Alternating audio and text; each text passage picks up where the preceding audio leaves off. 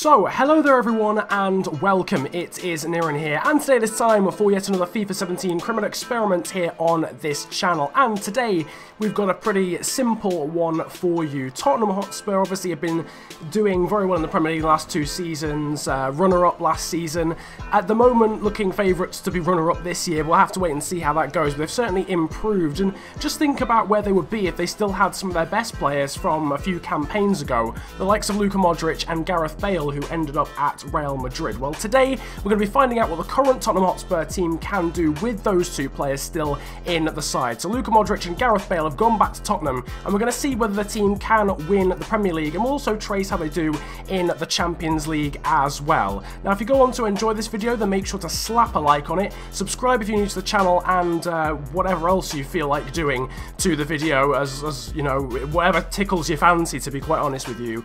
On top of that as well, last time I did an experiment video, I asked you guys what more you'd like to see on this channel, and the general consensus is you'd like to see Inter Milan career mode a little bit more, but in terms of the experiments in the box, that's sort of okay, the amount of times that I upload these. I'm going to make sure that I don't, you know, over milk the experiments and don't sort of drain them dry, if you like, if you know what I mean. But obviously I'm still going to try and upload them on a pretty, you know, relatively regular basis so that you guys have a lot of content to enjoy, but also the highest standard in terms of editing videos like the box and Inter Milan career mode, which will probably be weekly, slash one of them may end up being 2 times a week. So here's the squad in the background. Tottenham Hotspur before this change are a 4.5-star side, but after the inclusion of Bale and Luka Modric, unsurprisingly they go up to being a 5-star team, and you can see this in the background. It's a pretty monstrous side, to be quite honest with you, with the new additions. Obviously Hugo Lloris, Rose, Alderweireld, Vertonghen and Walker, that back 4 or back 5 if you like hasn't changed, but Dembele in defensive mid along with Luka Modric there alongside him, the Croat, and on the right hand side Gareth Bale, obviously the Welshman, coming in to his former side, Eriksen on the left, Dele Alli in the middle as an attacking mid, and Harry Kane up top. I know this isn't the formation that Tottenham have been using in real life recently, but it's just an easier one to get the players into the right positions, if you get what I mean. I briefly mentioned the Champions League earlier, and the EPL is not going to be the only thing that we monitor Tottenham in. We'll also be taking a look at how they do in the Champions League, and you can see the group in the background. It's Benfica, Napoli, Spurs themselves, and the Scottish champions Celtic. So it's a relatively decent group, but as a 5-star team they should be looking to not only qualify from it, but qualify top. And then obviously you guys know how the Premier League is looking. There's absolutely no changes to the teams that are involved. As per usual, when it comes to these experiments, we're going to take a look at how the team does in terms of in the league, but also the Champions League, especially for this experiment. And then on top of that, we'll see how the individual players have done, how Gareth Bale has done, how Luka Modric has done, and see whether they've really properly influenced the side throughout the season. Okay, just quickly as well before this starts, I've just changed the formation from what you saw earlier. Gareth Bale is now playing as a right winger and Luka Modric is playing as a centre mid. I've changed the formation just to make sure that the game doesn't for some reason like just have a meltdown and not play Gareth Bale just because he's not playing in that right wing position, which I have seen a few people mention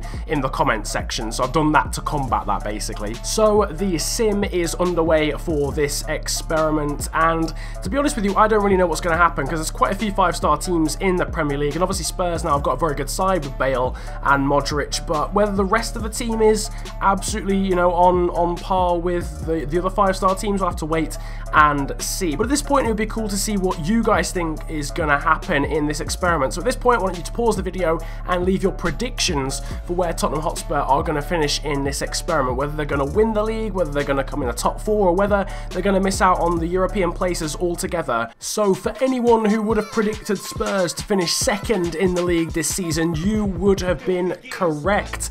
The North London side, even with Luka Modric and Gareth Bale added to the side, miss out on the league by 3 points to Chelsea, who won the league with 82 points, although 79 is a decent tally. The last experiment that we did with the PFA Team of the Year squad, 79 points would have actually won you the league in that experiment, so I suppose a little bit unlucky in that sense. But Spurs, with Luka Modric and Gareth Bale, have taken 2nd in the league, which is arguably better than they would have done, because I've noticed that Spurs tend to struggle to get into the top 4 in sims on this game sometimes. So 2nd place is decent, but not quite the title win that maybe people would would have expected with the addition of those two players. Liverpool and Manchester United make up the rest of the top four. Spurs, though, did manage to beat Arsenal like they're going to do in real life, because the team in red and white only came 5th in the league. 23 wins, 10 draws and 5 losses. The best goal difference actually in the league, plus 41. The next best was Chelsea, who went on to win the league with a goal difference of plus 36. But the real issue for Spurs was drawing too many games. 10 games drawn. They actually lost the least amount of games across the season, but as I said, those draws really stacking up and unfortunately lost it for them, with Chelsea coming out on top by 3 points. The FA Cup has not actually been played out yet in terms of the final, but interestingly, Tottenham Hotspur didn't even make it into the round of 16 whatsoever. They didn't feature at all in the final 16 of the tournament. It was actually a tournament of surprises, really, of shocks, with Notts County of League 2 making it into the quarter-finals after beating West Ham in the round of 16, and Fulham of the Championship making it all the way to the semi-finals, where they were beaten by Arsenal, and Bristol City as well of the Championship also making it into the quarter-final stage. It would seem as if Tottenham, even with Luka Modric and Gareth Bale, really struggled in the cups, because they weren't in the round of 16 in the EFL Cup either. Not featuring at all. The tournament was actually won in the end by Everton, 2-0 win over Watford in the final, and quite a lot of big teams, to be honest with you, going out very early on. Chelsea, Manchester City, Liverpool and Manchester United, not a single one featuring in the round of 16 stage, and Arsenal got knocked out in the round of 16 stage on penalties. Let's take a look then at the Champions League. I said really with that squad that Spurs probably should win the group. Well, they did qualify, but they were only second in the group, which obviously means a harder tie in the round of 16 stage. It was Napoli that actually topped the group with 15 points, 2 ahead of Spurs, Benfica going into the Europa League, and Celtic dropping out of Europe entirely after not winning or scoring a single point in the group stage. But when we switch to the tournament tree, you'll see that again in a cup competition, Tottenham did not make it too far. Going out against Juventus, they maybe wouldn't have faced Juventus if they'd have actually won that group. The team that did win the group was Napoli. They played Besiktas, although ironically they then went on to play Juventus the round afterwards, so maybe Tottenham would have played them regardless. But going out 3-1 on aggregate to the Italian side, and interestingly, Real Madrid, who lost the 2 players involved in this experiment, being Luka Modric and Gareth Bale, still made it to the final regardless. So let's take a look then at the Premier League top scorers, and it's a very interesting list actually. Right at the top of it is Willian and Coutinho with 20 goals apiece, and then come 3 Arsenal players in a row, contributing clearly a massive percentage of the goals that Arsenal scored across the season, being Danny Welbeck, Santi Cazorla and Alexis Sanchez. The first Tottenham player involved in the goal scoring list is Christian Eriksen in 9th place with 12 goals, and the first player involved in the experiment per se is Gareth Bale, who's directly behind him with 10 goals. He manages to get into the top 10 with an equal amount of goals to Shinji Okazaki, Ross Barkley and Kennedy. But looking at the assists, it was a Tottenham midfielder at the top of the list, but it wasn't maybe the one that we would expect. It was not the 89 rated Luka Modric, it was Christian Eriksen of Denmark getting 14 assists. That's a massive total as far as assists are concerned. He grabs the #1 spot. Gareth Bale also managed to get into this list with 5 assists as a total, the same as Victor Wanyama, who also appears here, but no Luka Modric in the top 25 when it comes to assists, which is quite the surprise, even though he was playing in that CDM role. And then finally, doesn't really matter too much because it's not really relevant to this experiment, but in terms of the Tottenham goalkeeper, Hugo Lloris was joint top of the clean sheets list with 14, the same amount as Joel Robles and Loris Karius of Liverpool. Just another quick thing for you, not a single Tottenham player in the experiment actually featured on any of the lists in the Champions League, apart from Harry Kane, who got 3 assists across the Champions League campaign, but neither Gareth Bale nor Luka Modric featuring in any of the top 25s when it comes to top goal scorers or assist makers. So the final thing we need to do is check just exactly how they did do, Luka Modric and Gareth Bale, because we've not seen them feature in some of the lists in terms of top goal scorers or assists, so let's see what their stats actually were.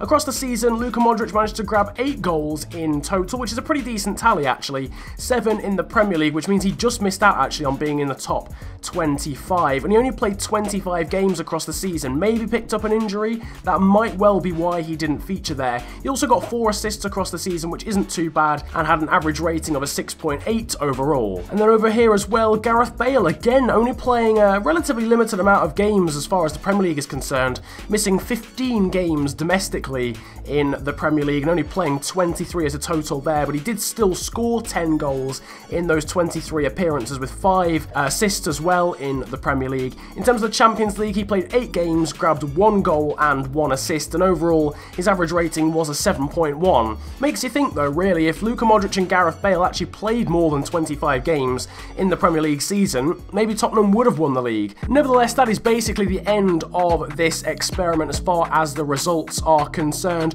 Pretty interesting one actually, and obviously it was no surprise that Tottenham ended up doing arguably better than they would have done in a sim, certainly on this game anyway. Obviously in real life they're matching how they did in this experiment, but on this game obviously the rise from being a 4.5 star team to being a 5-star team has clearly helped them, but it hasn't grabbed them the title, and it didn't grab them any silverware at all actually across the season in any of the cup competitions either. But Gareth Bale and Luka Modric still adding a little bit to this squad. If you have enjoyed this FIFA 17 experiment though, then feel free to slap a like on it, subscribe if you're new to the channel, and comment about enjoying the video if you enjoyed it that much.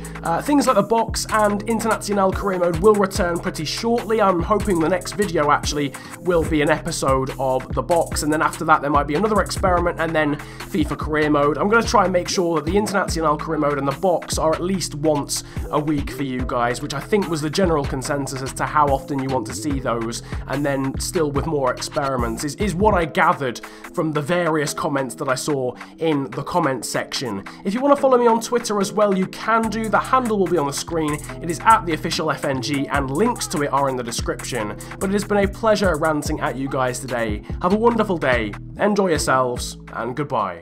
Come to the vape looking like gold medalist with Kurt Angle boots on. And I don't wear the boot on, but they got normal shoes on. You're the like, yo, with the shoe from. Get them to the yo, Uncle Jar. I ain't got a flex on no one, I'm the original Don.